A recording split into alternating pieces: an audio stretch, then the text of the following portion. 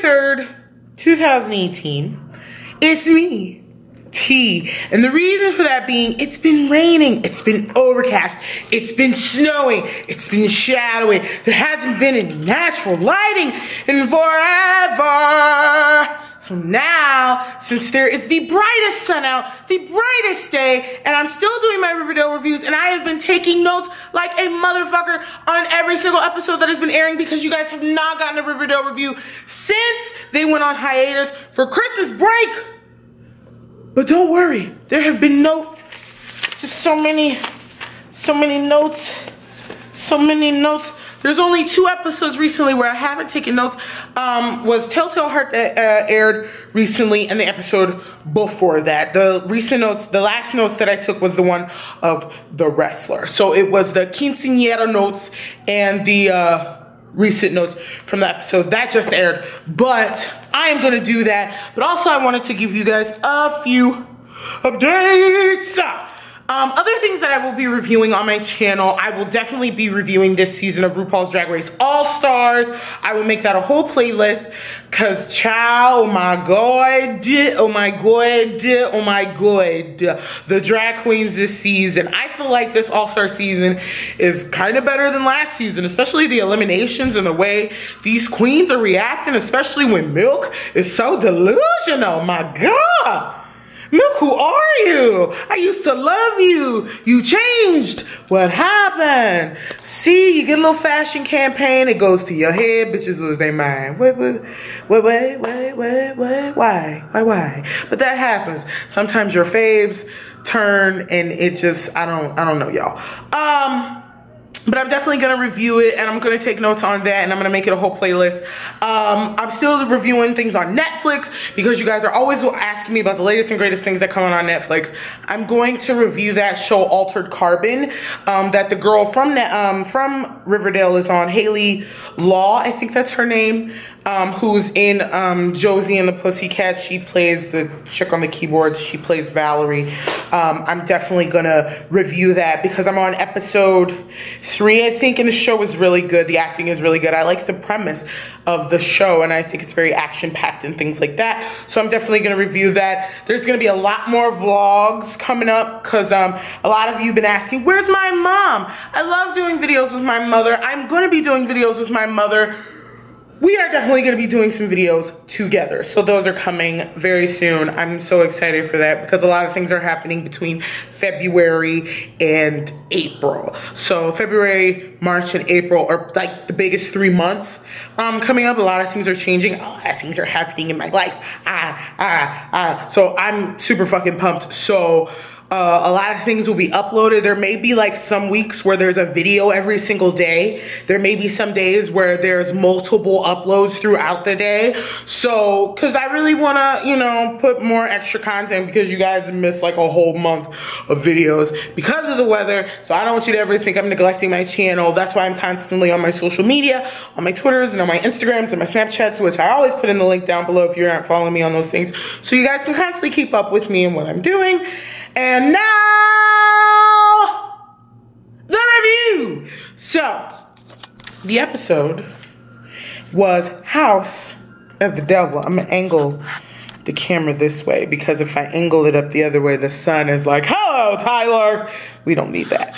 So, House of the Devil. We start with Varchi all over each other, and we have Jughead narrating how, even though the Black Hood Killer was out here acting crazy and slaying bodies, they was fucking like ducks, all right? You know, they was just having a good old time. This was my problem with a lot of the comments I saw online. People are constantly complaining how Veronica's using Archie for sex, and Veronica's doing all of these things, and Veronica. Every high school has that couple that just fuck a lot. Every high school, everyone knows that couple that they just sleep, they just fuck each other all the time.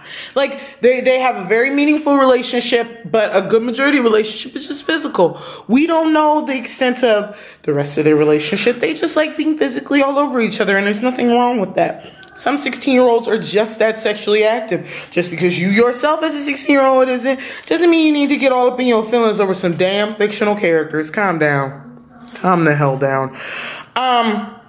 Then in that whole scene of them constantly getting it on, Archie says, I love you. And Veronica's like,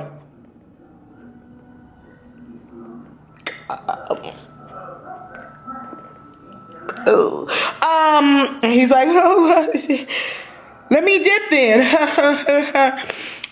So, I mean, I thought it was a little early for him talking about some I love you, you know? I mean, I love you, really? Now? Okay. And then we shoot to FP's getting out of jail. FP getting out. FP getting out. What? FP getting out. Whoop, whoop. See, I felt like in the opening of season 2, I feel like FP should have got out just for the simple fact is that when it comes out that the dad was the real one responsible for killing his own son and that he was using the possibility of killing another man's child and luring it over FP's head, I feel like that should have been reason enough for him to get out. But you know, he still tampered with a body and did those kinds of things, so it made sense. I love the scene. I put in the notes, the scene with Josie and Cheryl was pure comedy. When they're in this fucking locker room and Cheryl is just like trying to massage her back. It's just... Cheryl's a creep. Like, Cheryl is a creep. Like, but it's not Cheryl's fault. Cheryl just don't know how to, like, be non-creepy. Like, I don't think Cheryl knows how to interact or express her feelings in a non-intense, non-creepy way. So, you know. Veronica says to Archie how she just wants to focus on each other right now and not so much all of the serious stuff because a lot of shit is happening in their lives right now. So really dousing each other in I love yous right now is a lot. So FP gets out, and what I thought was funny is, and I love how they're like slowly alluding to this phallus thing, is Alice, why is it the first thing you think to say to FP when he get out is how men are sexually frustrated? You want to give him some, don't you? You want to give him some. Give him some, girl. Just give him some. Just get it out your system. Because he ain't even thinking about ass, I bet, but you thinking about that dude, though. Okay. So they're sitting at Pop's, and FP is basically telling Alice, I'm not who you think I am now that I'm gotten out of jail. I quit drinking. I'm not going back to the Serpents. I'm going to be up here working at Pop's.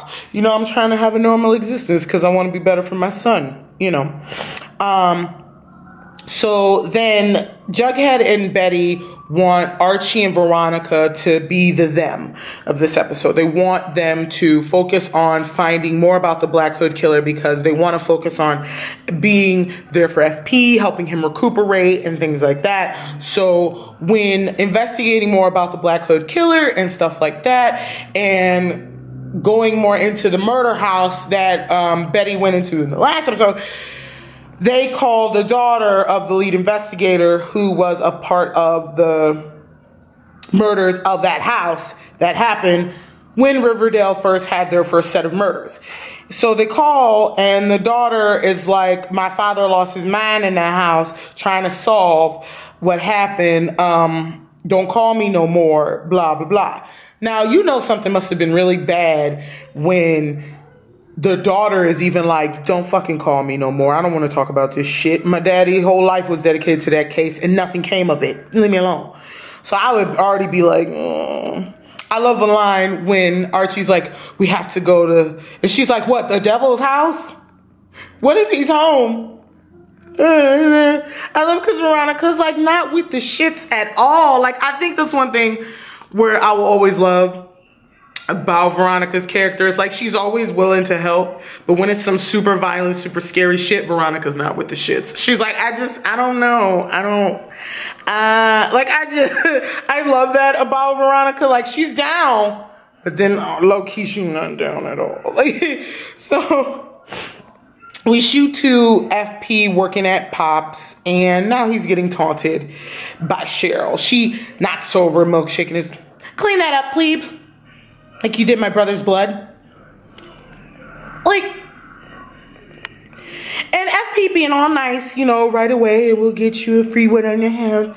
See, you know, I would have got up and been like, oh yeah, the blood he cleaned up that your father told him to. Yeah. Your murderous daddy? Like, I would have had to shut Cheryl down. And Cheryl is one of my favorite characters of Riverdale. But sometimes I feel like she's milking the whole, my brother's dead thing. Girl, there was more hands in your brother's death, and one of those big old hands was your daddy hands, and you still being mad at FP is kind of ridiculous at this point when he had to look out for his own child too. Fucking Jughead could be all hemmed up somewhere if he wouldn't have just went with it. Get over it, Cheryl. Get over it.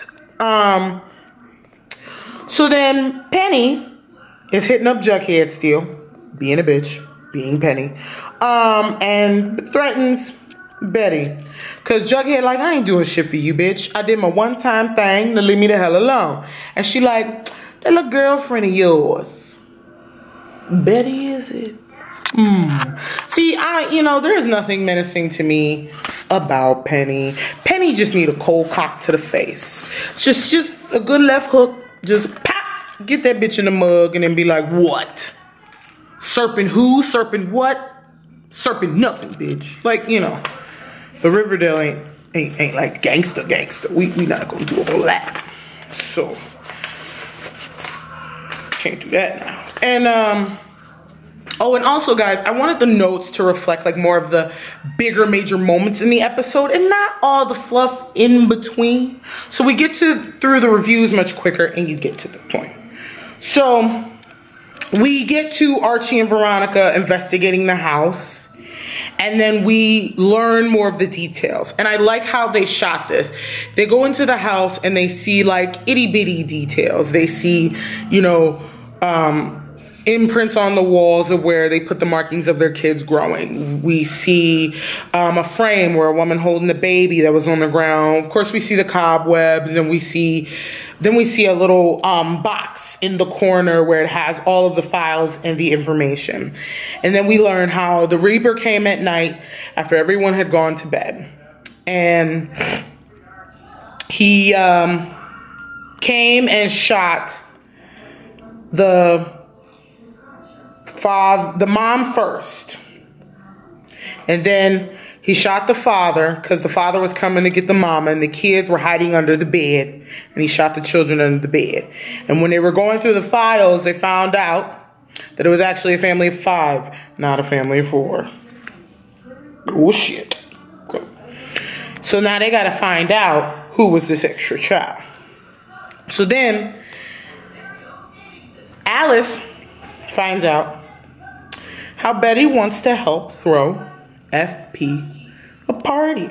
So now Alice is mad, okay? No, my daughter is not gonna be hanging out with no servants. So she goes and confronts FP. And she's like, no, goddammit, I swear to God, FP. And he's like, what you getting mad at me for? I'm up here at work. And she's like, our kids are not gonna make the same mistakes we did. He like, they weren't our mistakes. And she's like, no, I can't come. He's like, come, meet some friends. And she's like, Hal wouldn't let me. And he's like, so leave him at home. At home. He mean at home. He meant for good. Cause he met him some Alice. We know what you meant, FP. We know what you meant. Ooh. So we find out that, well, not we find out, but Veronica and Archie find out that the missing child is Mr. Svensson. And who is Mr. Svensson? The fucking janitor. Ooh, bitch. So they chase him down the fucking hallway, and Veronica's like, where were you the night Mr. Andrews got shot? And Moosey Midge, and so-and-so. I like because Veronica was all in his face. Where you been at? Where you been at? And Archie is like, chill. Calm down, okay? I don't see it in his eyes. I'm fine. All right. So then I put in the notes, Archie being a snippy little bitch. And what I meant by that was we shoot to FP's party. And Archie's still hung up on this "she ain't told me I love you yet" shit, okay? And he's like, you know, Veronica, I know you ain't said it yet, but I mean, it's cool. I still like us together, and I don't want that to change. And I think he was upset at the fact that she was cool with the fact he didn't want shit to change. And he's like, ugh. And so then he goes, I signed us up for karaoke, that Donnie Darko song you like, or, you know, hopefully like a lot, and hopefully we can sing it together. Or can you not do that either? Really? Really? Did he have to say that? Or can you not do that either? See, Archie has these moments where he just acts so immature, where it's like, are you even ready for somebody to say I love you back? Because that was so fucking immature. If anything, you should be happy that the girl didn't say I love you just because you said it back. I would take more pride in being with somebody who would be more forthcoming to me with honesty than just to say some shit to appease me. My God. But they're teenagers. They're teenagers. She goes, no, I can sing with you. I thought the song choice it made a lot of sense. I thought it was very fitting because they are in a mad world. They got a fucking killer on the loose. Betty's contemplating being a serpent and doing a dance, apparently. Alice is fucking dealing with FP, and he's saying little subtle shit. You know, there's a lot of shit going down in Riverdale where the song is very fitting and they're in a mad world.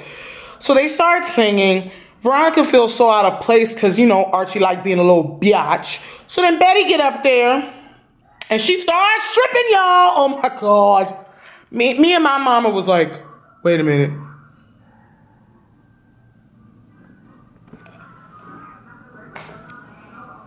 Giddy bitch. Oh my God. So a lot of people online were like, oh my God, it's a bar full of old men and oh my God. The whole point of the scene is to make you uncomfortable. And you not listening to the fact of the song is, it's a very, very mad world. When people run in circles, come on. They're not living in a normal world. They're not having a normal existence right now. They're doing shit that makes no sense. They're doing shit. Like, come on. Season 1 Alice would not be in a leather jacket with her hair all curly and dark makeup talking about some hit me hog eye with tequila shots. We're in a mad world currently.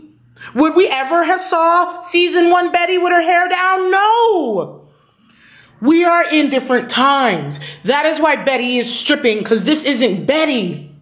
This is Serpent Betty. This is I will go at any lengths to protect my man Betty. Plus, Betty didn't do this so much for Jughead as is also, I think it was a way to see how far she can push herself. And I also think it was a subtle way to see if she is like her mother. Because we also have to remember, Alice did the same shit when she was Betty's age. For everybody who's bitching and moaning so much about the fact that Betty did a serpent dance, you have to remember Alice was a serpent too. Alice did the same exact dance when she was Betty's age too. And also for everybody bitching, isn't Tony Topaz the same age as Betty? Isn't Tony Topaz also a serpent? So that also means that Tony did the exact same dance. The only difference is y'all see Betty so fucking wholesome, and that's why you bitch so much. You have to remember, every girl serpent that you see in the ensemble cast in the background, just because they don't have lines, you have to apply that when you bitch and moan so much about this dance. They all had to do it. Hell, they even had the moment when Tony is like, you don't want to know. And she had to snip at the lady who said, you know what, shut up. When the girl was laughing at Betty, even wanting to know about the dance. Because clearly that woman had to do it. So chill. It was a theme. There was a purpose. What I didn't like was Jughead standing there with this pissed off look on his face. If anything, if you were so bothered, Jughead, you would have ran up there and put your jacket around your girl and said, what are you doing? What are you doing? What are you doing? But if any, you should be more looking at Jughead like, okay, you so bothered. But Jughead's daddy handled it better than he did. He just went up there and said, all right, let's clap. Come on, let's show some love. He was probably feeling awkward too. This may be his future daughter-in-law stripping. But, you know. So then Speaking of FP, he gets up there. He says, I ain't leaving. Fuck it. So Jughead like, what you mean? When he gets down, FP hugging him and says, I know about what the fuck you been doing with Penny. You broke my heart. You had one job. You had one job. And you know, in that moment, I actually felt more bad for FP. Because, like, you could tell that in the beginning of the episode, he really wanted to change. He was really turning over a new leaf. And now because his son just had to get into some extra shit, he has to go back to do some more scandalous shit just to keep his son's head above water. And so he doesn't go and sink as low as he has sunk. The episode ends with Varchi breaking up and Bughead breaking up. First Varchi, when she said, I don't know why I can't say it, but I just can't. Okay? I'm sorry. And she get in the car and she dipped. I mean, if you've never seen your parents say it to each other, if you haven't had positive examples of love, you're not going to be so quick to say I love you to somebody. He should have respected her enough and waited. So that was Archie's fault. Dickhead. And Jughead broke up with her over some bullshit. If anything, I would have still been going off if I was Betty. So you mean to tell me this whole time, even when you went here, even before you became a serpent, even after you became a serpent, when I was still riding with your ass, I get up here, I do some shit, and you still gonna break up? You know what I would have loved? If, like, when that night that Jughead became a serpent and Tony came over and gave him a tattoo, I would have loved for there have been a moment for Tony and some more serpent girls to show up at Betty's house in the middle of the night and gave her a jacket. Been like, yeah, we heard what Jughead did. That was pretty messed up. But you did the dance, so here's your jacket. That would have been nice. She may have not worn it. Hell, she may have just hung it in her closet. But the fact she did that dance, she earned that fucking jacket. With her colors. I want Betty to have her colors. Shit.